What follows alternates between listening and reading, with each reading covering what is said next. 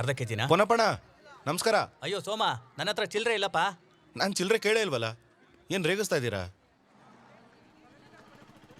ಇದೊಂದು ಅರ್ಧ ಕೆಜಿ. ಯಾವಾಗ ಬಂದ್ರು ಚಿಲ್ಲರೆ ಬೇಕು ಅಂತಾನೆ. ಇಲ್ಲಿರೋ ತರಕಾರಿ ಎಲ್ಲ ವಿಷ ಅನ್ಬಿಟ್ಟು ಯಾವತ್ತು ಏನು ತಗೊಳ್ಳೋದೇ ಇಲ್ಲ. ಸುಮ್ನೆ ಟೈಮ್ ವೇಸ್ಟ್. ಹಾಗಿದ್ರೆ ಈ ತರಕಾರಿ ಎಲ್ಲ ವಿಷಾನ? ಹೌದು. ಅಯ್ಯೋ, ಊರಲ್ಲಿರೋರೆಲ್ಲ ಸುಮ್ನೆ ಹಂಗ್ ಮಾತಾಡ್ಕೋತಾರೆ. ನಮ್ಮ ಅಂಗಡಿಲಿ ಹಂಗಿಲ್ಲಪ್ಪ. ಇಲ್ಲಿ ತುಂಬಾ ಸ್ಟ್ರಿಕ್ಟ್ ಅಲ್ವಾ?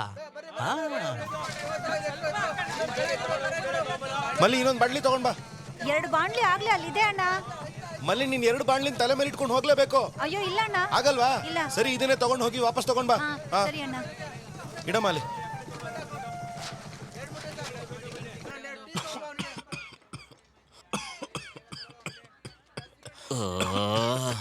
ಅಣ್ಣ ಹೊಗೆ ಬಿಟ್ಟು ಸಾಕು, ಸ್ವಲ್ಪ ನಿಲ್ಲಿಸ್ತೀಯಾ?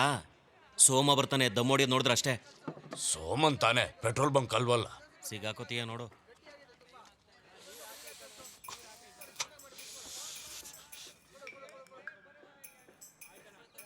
ಬೀಡಿನಪ್ಪ, ಎಲೆ ತಾನೆ.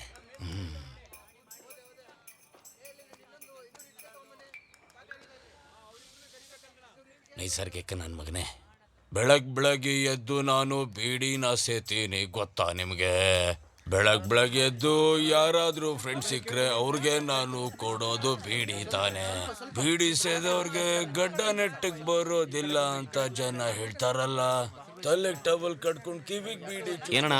ಏನಪ್ಪ ನಿನ್ನೆ ಚರ್ಚಲ್ ನಡೀತಲ್ಲ ಮದುವೆ, ಆ ಮದುವೆಲೂ ಕೂಡ ನಿಂದೆ ಬಿರಿಯಾನಿ ಅಂತೆ? ಹೂ ಕಣಪ್ಪ, ನಮ್ದೇ ಕ್ಯಾಟ್ರಿಂಗು. ಚಿಕನ್ ಬಿರಿಯಾನಿ ಮಾಡಿದೀರಾ ಅನ್ಸುತ್ತೆ. ಸಜ್ಜಿ, ನೀನ್ ಏನ್ ಹೇಳಕ್ ಬರ್ತಾ ಇದ್ದೆ ಅಂತ ನಂಗೆ ಗೊತ್ತು, ಆದ್ರೆ ಇದು ಅದಲ್ಲ. ಇದು ಜಾನಕಿ ನಿಮಗೋಸ್ಕರ ಮಾಡಿರೋ ಸ್ಪೆಷಲ್ ದಮ್ ಬಿರಿಯಾನಿ. ಹೌದಾ? ಹಾಗಿದ್ರೆ ನನ್ಗೊಂದು ದೊಡ್ಡ ಪೀಸ್ ಕೊಡಿ. ಕೊಡ್ಬೇಡ. ಸರಿ ಕೊಡು, ಏನ್ ಕೊಟ್ರೆ ಏನಾದ್ರು ಇಲ್ಲೇ ಯಾಕೆ? ಥ್ಯಾಂಕ್ಸ್. ಎಷ್ಟು ಬೇಕಷ್ಟು ತಿನ್ನಿ ಸಜೀಣ, ಯಾಕೆ ಕೊಲೆಸ್ಟ್ರಾಲ್ ಜಾಸ್ತಿ ಮಾಡ್ಕೋತೀರಾ? ನೀನಿನ್ನು ಹೋಗಿಲ್ವೇನೋ? ನೀವೇನು ತಿನ್ನಲ್ವಾ? ಇಲ್ಲಕ್ಕ, ತಪ್ಪು ತಿಳ್ಕೊಬೇಡಿ. ನಾನು ಹೊರಗಡೆ ಜಾಸ್ತಿ ತಿನ್ನಲ್ಲ. ನಾನು ಬರ್ತಾನೆ ಮನೆಯಿಂದ ಬಾಕ್ಸ್ ತಂದ್ಬಿಡ್ತೀನಿ. ಅಪ್ಪ, ಇದು ಹೋಮ್ಲಿ ಕ್ಯಾಟ್ರಿಂಗ್ ಫುಡ್, ಒಂದ್ಸಲ ತಿಂದು ನೋಡು. ಅಯ್ಯೋ ಪರವಾಗಿಲ್ಲ ಅಣ್ಣ. ತುಂಬಾ ಒತ್ತಾಯ ಮಾಡಬೇಡಿ, ಇವನು ನೈಸರ್ಗಿಕ.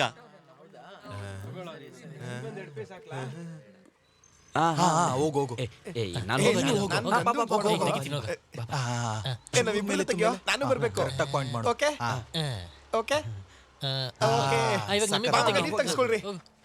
ಸೆಂಟ್ರಲ್ ಇಡೋ, ಬರುತ್ತೆ ಕಣೋ. ಇವ್ರು ಬೆಳಿಗ್ಗೆನೆ ಶುರು ಮಾಡ್ಕೊಂಡ್ರಲ್ಲ ತರಲೆಗಳು.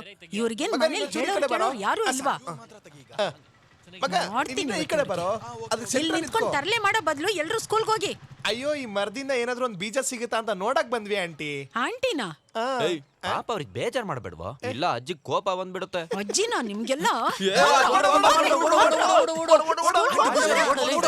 ಕೋಲ್ ತಗೊಂಡು ಚೆನ್ನಾಗಿ ನಾಕ್ ಬಾರ್ಸೋರ್ಗೆ. ಹಾ, ಆ ಪ್ರಿನ್ಸಿಪಲ್ಗೆ ಹೋಗಿ ಹೇಳ್ತೀನಿ ನಾನು.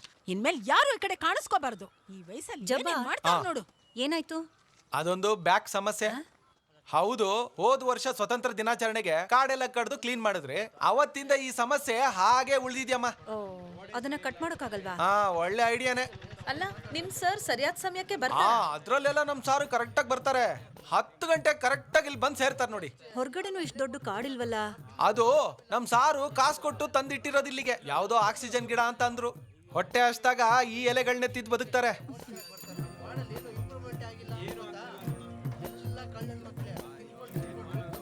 ಎಷ್ಟೊತ್ತಾಗತ್ತೆ ಅಂತ ಗೊತ್ತಾಗ್ಲಿಲ್ಲ ಅಲ್ವಾ? ಅಯ್ಯೋ ಅಪ್ಪ, ಇನ್ನೂ ಬಂದಿಲ್ಲ. ಒಂಚೂರು ಜಾಗ ಬಿಡಿ. ಅಲ್ಲ ಅಣ್ಣ, ನಾವು ಮೊದ್ಲು ಬಂದಿರೋದು. ಹಿಂದೆ ನಿಂತ್ಕೊಳ್ಳಿ. ಅಮ್ಮ, ಸಾರಿಗೆ ಒಳಗ್ ಹೋಗೋದಕ್ಕೆ ಜಾಗ ಬಿಡಿ. ಸಾರಿ ಸರ್, ಯಾರು ಅಂತ ಗೊತ್ತಾಗ್ತಿಲ್ಲ.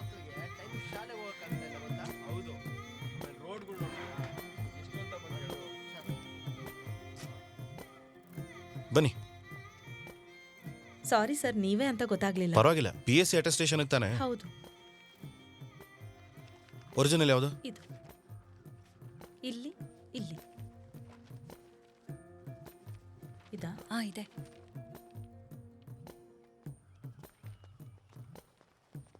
ಅಣ್ಣ, ಇವ್ರು ಅವಳಿ ಜೋಳಿನಾ? ಇಲ್ವಲ್ಲ, ಏನಾಯ್ತು? ಅಲ್ಲ, ಇವ್ರ ತರನೇ ಒಬ್ರು ಮನೆ ಕಟ್ಟೋ ಕೆಲ್ಸಕ್ ಬಂದಿದ್ರು. ಅದು ಕೂಡ ಇವ್ರೇನಮ್ಮ. ಈಗಿನ ಹುಡುಗರು ಕಾಸು ಕೊಟ್ಟು ಜಿಮ್ಗೆ ಹೋಗ್ತಾರಲ್ವಾ, ದೇಹ ಬೆಳೆಸೋದಕ್ಕೆ. ಆದ್ರೆ ನಮ್ ಸೋಮನ್ ಸಾರು ಕನ್ಸ್ಟ್ರಕ್ಷನ್ ಕೆಲ್ಸಕ್ಕೆ ಏನಾದ್ರು ಕರೆದ್ರೆ ಜಿಮ್ಮಿಗೆ ಹೋಗೋದ್ರ ಬದಲು ಅಲ್ಲಿಗೆ ಹೋಗ್ತಾರೆ. ಅಲ್ಲಿ ಕೆಲಸ ಮಾಡಿ ದುಡ್ಡು ಕೂಡ ತಗೊಳ್ಳೋದಿಲ್ಲ ಇವರು.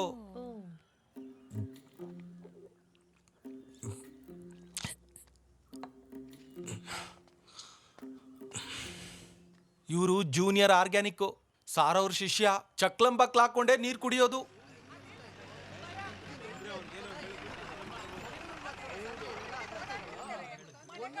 ಇಲ್ಲೇ ಇಷ್ಟೊತ್ತಾಗೋಯ್ತು ಏನ್ ಮಾಡೋದು ಇವಾಗ? ಬೇಗ ಬೇಗ ನಡೀರಿ, ಟೈಮ್ ಆಗೋಯ್ತು. ಯಾಕೆ ಇಷ್ಟು ಜನ ಬಂದವ್ರೆ? ಈ ಮರನ್ ಕಡ್ದ್ ಬಿಡೋಣ ಅಂತ ನಾನು ಮುಂಚೆನೆ ಹೇಳಿದ್ದೆ. ಕೇಳ್ಬೇಕು ತಾನೆ ನಮ್ಗೆಲ್ಲ. ಏನೋ ಮರ ಮಾತ್ರ ನೋಡ, ಮರ ಹೇಗೆ ಪೋಸ್ ಕೊಡ್ತಿದೆ. ಹೆಣ್ಣು ಮಕ್ಕಳು ಕೂಡ ಇಲ್ಲೇ ಇದೀರೋ? ಹೋಗ್ ಕೇಳಿ ಕೇಳಿ. ಸರ್, ಇದು ನೋಡಿದ್ರೆ ನಿಮ್ಗೆ ಏನ್ ಅನ್ಸುತ್ತೆ? ಓಹ್, ಎಂತ ಫಿನಿಶಿಂಗ್ ಅಲ್ಲ, ಅದ್ಭುತ. ಈ ಪ್ರಕೃತಿಯಲ್ಲಿ ಈ ತರದ ವಿಕೃತಿ ಆಗ್ತಿರುತ್ತೆ. ಸರ್, ಈ ತರ ಮರನೆಲ್ಲ ಕಡ್ದಾಕ್ಬೇಕು ಸರ್. ಯಾವ್ದಾದ್ರು ಕೆಮಿಕಲ್ ಹಾಕಿದ್ರೆ ಅದು ಹೋಗುತ್ತಪ್ಪ. ಸೋಮನಣ್ಣ ಅವ್ರ ಮರ ಕಡಿಬೇಕು ಅಂತ ಮಾತಾಡ್ತವ್ರೆ. ಜಾಗ ಬಿಡು. ಸರಿ ಸರಿ ಎಲ್ರ ಅಭಿಪ್ರಾಯ ತಗೊಂಡು ಏನ್ ಮಾಡ್ಬೇಕು ನೋಡೋಣ. ಹಾ ಸರ್. ಸರಿನಾ? ಹೌದು. ಏನಂತೀರಾ? ನಿಮ್ಮೆಲ್ರ ಅಭಿಪ್ರಾಯ ಈ ಮರನ ಕತ್ತರಿಸ್ಬೇಕು ಅನ್ನೋದೇ ತಾನೆ? ಕಡಿದ್ರು ಮತ್ತೆ ಬೆಳೆಯಲ್ಲ ಅನ್ನಕ್ಕೆ ಏನ್ ಗ್ಯಾರಂಟಿ? ಮತ್ತೇನ್ ಮಾಡೋದು? ಹಾಗಾದ್ರೆ ಪೂರ್ತಿ ಕತ್ತರಿಸೋಣ ಬಿಡಿ, ಏನಂತೀರಾ? ಸೋಮ ಹೇಳ್ದಂಗೆ ಇಡೀ ಮರನ ತೆಗೆದು ಬಿಡ್ಬೇಕು. ಕರೆಕ್ಟ್. ಸರ್, ಯಾರಾದ್ರೂ ಏನಾದ್ರೂ ಹೇಳಿದ್ರೆ ಅದನ್ನ ತಗೊಳ್ಳೋದ್ರ ಬದಲು ನಿಮ್ ಸ್ವಂತ ಡಿಸಿಷನ್ ಇದ್ರೆ ಹೇಳಿ. ಅಪ್ಪ, ನಿಸರ್ಗ ಪ್ರೇಮಿ ಸೋಮನ್, ಒಂದು ಮದುವೆ ಆಗಿದ್ರೆ ಹೆಂಗಸರ ಫೀಲಿಂಗ್ ಏನು ಅಂತ ಗೊತ್ತಾಗಿರೋದು. ಇಲ್ಲಿ ಮರ ಇದೆ ಅಂತ ಅದಕ್ಕೊಂದು ಲಂಗ ಹಾಕಿ ಕಾಪಾಡಕ್ ಆಗಲ್ಲ. ಅಶ್ಲೀಲ ಕಂಡ್ರೆ ಕತ್ತರಿಸ್ಬಿಡ್ಬೇಕು. ಇಲ್ಲಿಗೆ ಹೆಂಗಸರು ಮಕ್ಕಳು ಬರ್ತಾ ಇರ್ತಾರೆ. ಈ ಎ ಸರ್ಟಿಫಿಕೇಟ್ ಮರನ ಇಟ್ಕೊಳಕ್ ಆಗಲ್ಲ, ಕತ್ತರಿಸ್ಬಿಡ್ಬೇಕು. ಹಾಗಿದ್ರೆ ಎಲ್ಲಾ ಜವಾಬ್ದಾರಿ ನಾನೇ ತಗೋತೀನಿ. ಏನಂತೀರಾ? ನೋಡೋಣ. ಸರಿ, ನೋಡೋಣ ಬಿಡಿ. ನೋಡೋಣ. ಏನಾಗುತ್ತೆ ನೋಡೋಣ. ಇದುವರೆಗೂ ಎಷ್ಟೋ ಹೋರಾಟಗಳನ್ನ ನೋಡಿದೀವಿ, ಆದ್ರೆ ಇವತ್ತಿನ ಹೋರಾಟ ತುಂಬಾ ಡಿಫ್ರೆಂಟ್ ಆಗಿದೆ. ವ್ಯವಸಾಯದ ಕಚೇರಿ ಹತ್ರ ಬೆಳೆದಿರೋ ಆ ಮರನ ಕಟ್ ಮಾಡಬಾರ್ದು ಅಂತ ಆ ಮರದ ಮೇಲೆ ಒಂದು ಮನೆನ ಕಟ್ಕೊಂಡು ಅಲ್ಲಿ ಹೋರಾಟ ಮಾಡ್ತಿರೋ ವ್ಯಕ್ತಿನ ನಾವೀಗ ನೋಡ್ತಾ ಇದೀವಿ. ಆ ವ್ಯಕ್ತಿ ಬೇರೆ ಯಾರು ಅಲ್ಲ, ಇಲ್ಲಿ ಕೆಲಸ ಮಾಡ್ತಾ ಸೋಮನ್. ಒಂಥರ ವಿಚಿತ್ರ ಅವನು. ಗೌರ್ಮೆಂಟ್ ಕೆಲಸದಲ್ಲಿದ್ದು ಇವನು ಕಾಂಕ್ರೀಟ್ ಕೆಲ್ಸಕ್ಕೆ ಬಂದ. ದುಡ್ಡಿಗೆ ಇಷ್ಟೊಂದು ಆಸೆ ಪಡಬಾರ್ದು.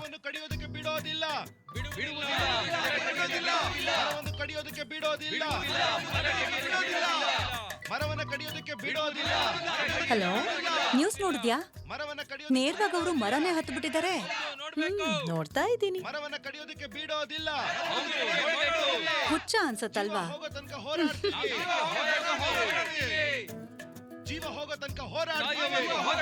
ಅಕ್ಕ, ಅವ್ನ್ ಬೇಗ ಬಂದ್ಬಿಡ್ತಾನ ಹೇಗೆ? ಅವನ್ ಬರೋದಿಲ್ಲ, ನೀನ್ ಧೈರ್ಯವಾಗಿರು. ಏನ್ ಖಂಡಿತ ಬರಲ್ಲ ಅವನು. ಎಷ್ಟ್ ಜನ ಬಂದಿದಾರ ನೋಡಿ. ಇಷ್ಟ್ ಜನ ನೋಡಿದ್ರೆ ಹುಚ್ಚ ಆಗೋಗ್ಬಿಡ್ತಾನೆ. ಹಾಗಾದ್ರೆ ನೀನ್ ಹೋಗಿ ಇನ್ನೊಂದ್ ಪ್ಲೇಟ್ ತಗೊಂಡ್ ಬಾ.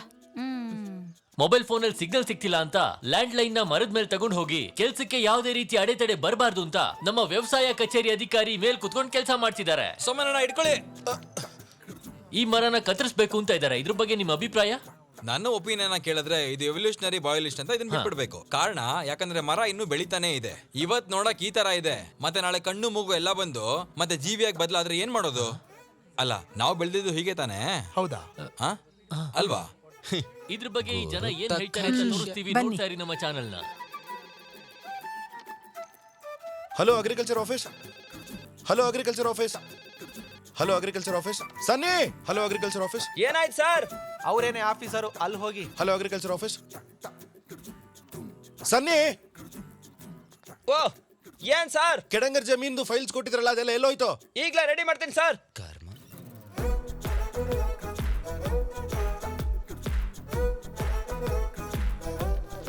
ರಾಜಮ್ಮ, ಆ ಗಿಡ ಚೆನ್ನಾಗಿಲ್ಲ, ಬೇರೆ ಗಿಡ ಕೊಡಿ. ಅಷ್ಟು ಗೊತ್ತಾಗಲ್ವಾ?